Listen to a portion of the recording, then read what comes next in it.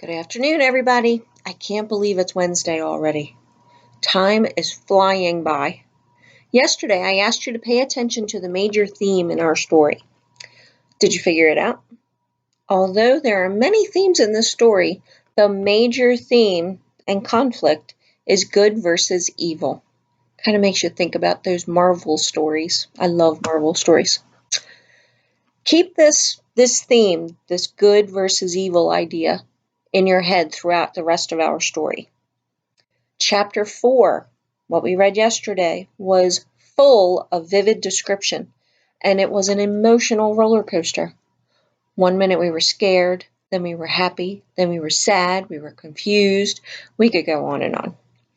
At the end of the chapter, Meg asked a question.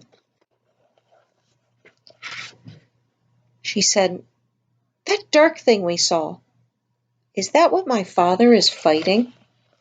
What do you think? Do you think that's what her father's fighting? Do you think that's where he is with the dark thing? What is the dark thing? We know that they're thinking it's evil. I don't know. Lots to think about. Hopefully we'll have some answers today in our next chapter, the Tesseract. Keep listening for those examples of good versus evil. Enjoy.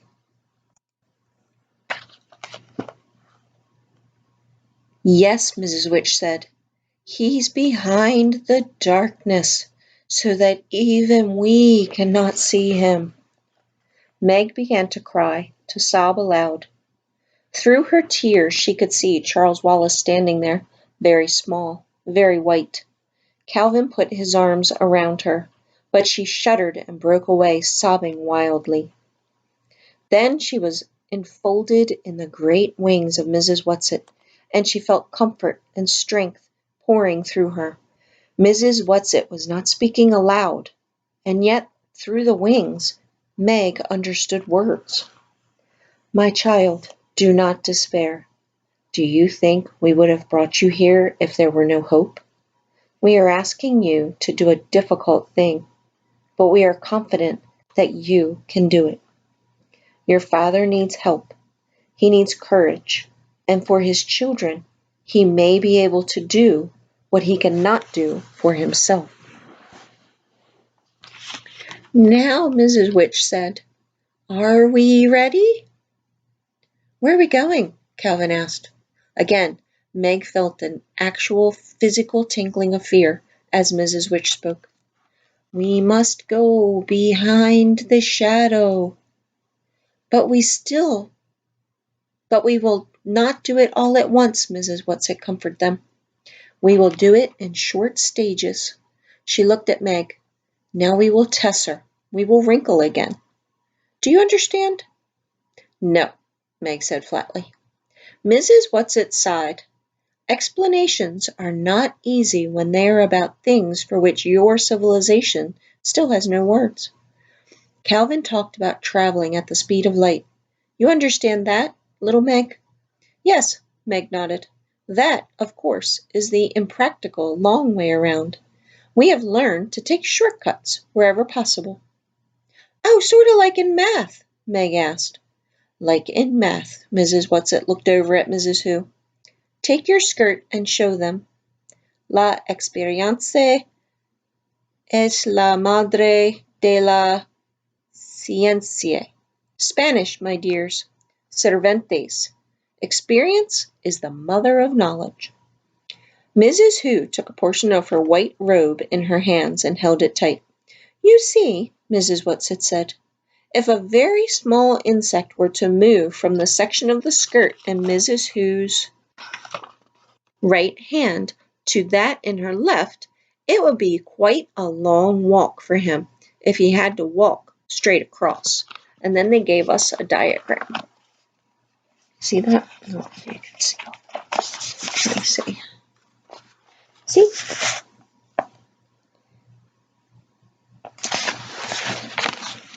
Swiftly, Mrs. Who brought her hands, still holding the skirt together. Now you see," Mrs. Whatsit said. "He would be there without that long trip. That is how we travel. See, down at the bottom. So So this is tessering or wrinkling. This is taking the long way around. Charles Wallace accepted the explanation serenely. Even Calvin did not seem perturbed. Oh dear, Meg sighed. I guess I am a moron. I just don't get it. That's because you think of space only in 3 dimensions, Mrs. Whatsit told her. We travel in the 5th dimension. This is something you can understand, Meg. Don't be afraid to try. Was your mother able to explain the Tesseract to you? Well, she never did, Meg said. She got so upset about it. Why, Mrs. Whatsit? She said it had something to do with her and Father. It was a concept they were playing with. They were going beyond the 4th dimension to the 5th. Did your mother explain it to you, Charles? Well, yes. Charles looked a little embarrassed. Please don't be hurt, Meg. I just kept it her while you were at school till I got it out of her. Meg sighed. Just explain it to me. Okay, Charles said. What is the 1st dimension? Well, a line, Meg said. Okay, and the 2nd dimension? Well, you'd square the line. A flat square would be in the 2nd dimension. So, drew a square, a box. And the 3rd? Well, you'd square the 2nd dimension. Then the square wouldn't be flat anymore. It would have a bottom and sides and a top. So the box. So it went from being a square to a box, a cube. And the 4th? Well, I guess if you want to put it into mathematical terms, you'd square the square. But you can't take a pencil and draw it the way you can the first 3. I know it's got something to do with Einstein and time. I guess maybe you could call the 4th dimension time. That's right, Charles said. Good girl. Okay then, for the 5th dimension, you'd square the 4th, wouldn't you? I guess so. Well, the 5th dimension's a tesseract. You add that to the other 4 dimensions and you can travel through space without having to go that long way around. In other words, to put it into Euclid or old-fashioned plane geometry, a straight line is not the shortest distance between 2 points. For a brief, illuminating second, Meg's face had the listening, probing expression that was so often seen on Charles's. I see, she cried. I got it. For just a minute, I got it. I can't possibly explain it now, but there for a second I saw it. She turned excitedly to Calvin. Did you get it? He nodded. Enough. I don't understand it the way Charles Wallace does, but I get enough of the idea. So now we go, Mrs. Witch said.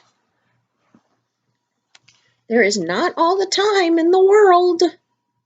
Could we hold hands, Meg asked. Calvin took her hand and held it tightly in his. You can try, Mrs. Whatsit said, though I'm not sure how it will work. You see, though we travel together, we travel alone. We will go first and take you afterward in the backwash. That may be easier for you. As she spoke, the great white body began to waver, the wings to dissolve into mist. Mrs. Who seemed to evaporate until there was nothing but the glasses, and then the glasses too disappeared. It reminded Meg of the Cheshire Cat in Alice in Wonderland. I've often seen a face without glasses, she thought, but glasses without a face? I wonder if I go that way too. First me, then my glasses. She looked over at Mrs. Witch. Mrs. Witch was there, and then she wasn't. There was a gust of wind, and a great thrust, and a sharp shattering as she was shoved through. What? Then darkness, silence, nothingness. If Calvin was still holding her hand, she could not feel it. But this time she was prepared for the sudden and complete dissolution of her body. When she felt the tingling coming back to her fingertips, she knew that this journey was almost over, and she could feel again the pressure of Calvin's hand about hers. Without warning, coming as a complete and unexpected shock, she felt a pressure that she had never imagined, as though she were being completely flattened out by an enormous steamroller. This was far worse than the nothingness had been. While she was nothing, there was no need to breathe, but now her lungs were squeezed together so that although she was dying for want of air, there was no way for her lungs to expand and contract to take in air that she must have to stay alive. This was completely different from the thinning of atmosphere when they flew up the mountain and she had had to put the flowers to her face to breathe. She tried to gasp, but a paper doll can't gasp. She thought she was trying to think, but her flattened out mind was unable to function as her lungs. Her thoughts were squashed along with the rest of her. Her heart tried to beat. It gave a knife-like sideways movement, but it could not expand. But then she seemed to hear a voice, or if not a voice, at least words. Words flattened out like printed words on paper. "Oh no, we can't stop here. This is a two-dimensional planet, and the children can't manage here." She was whizzed into nothingness again. And nothingness was wonderful. She did not mind that she could not feel Calvin's hand, that she could not see or feel or be. The relief from the intolerable pressure was all she needed. Then the tingling began to come back to her fingers, her toes. She could feel Calvin holding her tightly. Her heart beat regularly. Blood coursed through her veins. Whatever had happened, whatever mistake had been made, it was over now. She thought she heard Charles Wallace saying, his words round and full as spoken words ought to be, "Really, Mrs. Witch, you might have killed us." This time she was pushed out of the frightening fifth dimension with a sudden, immediate jerk. There she was, herself again, standing with Calvin beside her, holding on to her hand for dear life, and Charles Wallace in front of her, looking indignant. Mrs. Whatsit, Mrs. Who, and Mrs. Witch were not visible, but she knew they were there. The fact of their presence was strong about her. "Children, I apologize," came Mrs. Witch's voice. Now Charles calmed down, Mrs. Whatsit said, appearing not as the great and beautiful beast she had been when they last saw her, but in her familiar wild garb of shawls and scarves and the old tramp's coat and hat. "You know how difficult it is for her to materialize. If you are not substantial yourself, it's very difficult to realize how limiting protoplasm is." "I am sorry," Mrs. Witch's voice came again, but there was more than a hint of amusement in it. "It is not funny." Charles Wallace gave a childish stamp of his foot. Mrs. Who's glasses shone out, and the rest of her appeared more slowly behind them. "We are such stuff as dreams are made on," she smiled boldly. "Prospero in The Tempest. I do like that play." "You didn't do it on purpose?" Charles demanded. "Oh, my darling, of course not," Mrs. Whatsit said quickly. "It was just a very understandable mistake. It's very difficult for Mrs. Witch to think in a corporeal way. She wouldn't hurt you deliberately, you know that. And it's really a very pleasant little planet, and rather amusing to be flat.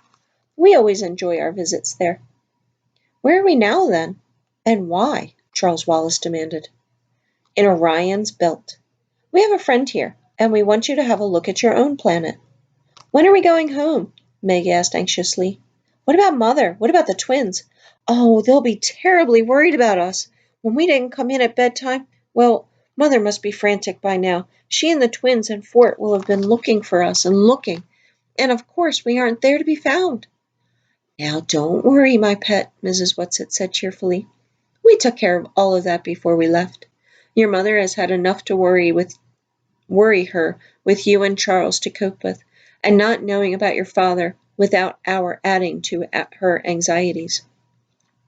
We took a time wrinkle as well as a space wrinkle. It's very easy to do if you just know how." "What do you mean?" Meg asked. "Please, Mrs. Whatsit, it's all so confusing." "Just relax and don't worry over things that needn't trouble you," Mrs. Whatsit said. "We made a nice, tidy little time tesser, and unless something goes terribly wrong, we'll have you back about 5 minutes before you left. So there'll be time to spare, and nobody'll ever need to know you were gone at all. Though, of course, you'll be telling your mother, dear lamb that she is. And if something goes terribly wrong, it won't matter whether we get back at all." "Don't frighten them," Mrs. Witch's voice came. "Are you losing faith?" "Oh, no. No, I'm not." But Meg thought her voice sounded a little faint. "I hope this is a nice planet," Calvert said. We can't see much of it. Does it ever clear up? Meg looked around, realizing that she had been so breathless from the journey and the stop on the two-dimensional planet that she had not noticed her surroundings. And perhaps this was not very surprising, for the main thing about the surroundings was exactly that. They were unnoticeable. They seemed to be standing on some kind of nondescript, flat surface. The air around them was gray. It was not exactly fog, but she could see nothing through it. Visibility was limited to the nicely definite bodies of Charles Wallace and Calvin. The father, or the rat. Let me start again. Visibility was limited to the nicely definite bodies of Charles Wallace and Calvin, the rather unbelievable bodies of Mrs. Whatsit and Mrs. Who, and a faint occasional glimmer that was Mrs. Which. "Come, children," Mrs. Whatsit said. "We don't have far to go, and we might as well walk. It will do you good to stretch your legs a little." As they moved through the grayness, Meg caught an occasional glimpse of slag-like rocks, but there were no traces of trees or bushes, nothing but flat ground under their feet, no sign of any vegetation at all. Finally, ahead of them there loomed what seemed to be a hill of stone. As they approached it, Meg could see that there was an entrance that led into a deep, dark cavern. "Are we going in there?" she asked nervously. "Don't be afraid," Mrs. Whatsit said. "It's easier for the happy medium to work within. Oh, you'll like her, children. She's very jolly. If ever I saw her looking unhappy, I would be very depressed myself. As long as she can laugh, I'm sure everything is going to come out right in the end." "Mrs. Whatsit," came Mrs. Witch's voice severely, "just because you are very young is no excuse for talking too much." Mrs. Whatsit looked hurt, but she subsided. "Just how old are you?" Calvin asked her. "Just a moment," Mrs. Whatsit murmured and appeared to calculate rapidly on her fingers. She nodded triumphantly. "Exactly 2,379,152,497 years, 8 months, and 3 days. That is according to your calendar, of course, which even you know isn't very accurate." She leaned closer to Meg and Calvin and whispered, "It was really a very great honor for me to be chosen for this mission. It's just because of my verbalizing and materializing so well, you know. But of course, we can't take any credit for our talents. It's how we use them that counts. And I make far too many mistakes. That's why Mrs. Who and I enjoyed seeing Mrs. Witch make a mistake when she tried to land you on a two-dimensional planet. It was that we were laughing at, not at you. She was laughing at herself, you see. She's really terribly nice to us younger ones." Meg was listening with such interest to what Mrs. Whatsit was saying that she hardly noticed when they were into the cave. The transition from the grayness of outside to the grayness of inside was almost unnoticeable. She saw a flickering light ahead of them, and ahead and down, and it was toward this that they went. As they drew closer, she realized that it was a fire. "It gets very cold in here," Mrs. Whatsit said, "so we asked her to have a good bonfire going for you." As they approached the fire, they could see a dark shadow against it, and as they went closer still, they could see that the shadow was a woman.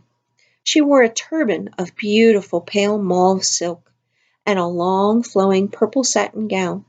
In her hands was a crystal ball into which she was gazing raptly. She did not appear to see the children, Mrs. Whatsit, Mrs. Who, or Mrs. Witch, but continued to stare into the crystal ball. And as she stared, she began to laugh, and she laughed and laughed at whatever it was she was seeing. Mrs. Witch's voice rang out clear and strong, echoing against the walls of the cavern, and the words fell with a sonorous clang. "We're here!"